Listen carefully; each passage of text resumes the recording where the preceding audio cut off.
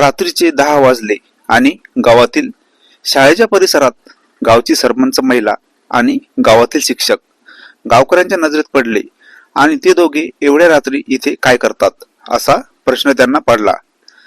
शिवानी ही गावची सरपंच होती। नवरा एवढा काही शिकलेला नव्हता। जेव्हा शिवानी गावची सरपंच नव्हती तेव्हापासून तिची ओळख गावातील एका शिक्षकासोबत झाली होती आणि तो शिक्षक तेव्हा गावात नवीनच आला होता।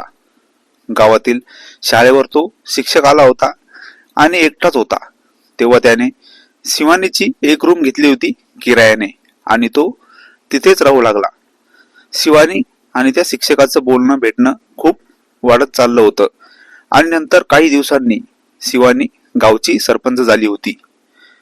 शिवानीच्या घरापासून शाळा थोड्याच अंतरावर होती आणि एक दिवस रात्रीच्या वेळी 10 वाजले असताना शिवानी आणि तो शिक्षक शाळेजवळ असताना गावातील काही माणसांनी बघितलं। दुसऱ्या दिवशी पण त्यांनी परत दोघांना तिथेच बघितलं। आता गावातील माणसांना प्रश्न पडला की हे रात्री इथे का येतात। सर्वांनी मिळून आता त्यांच्यावर लक्ष ठेवायला ठरवलं होतं।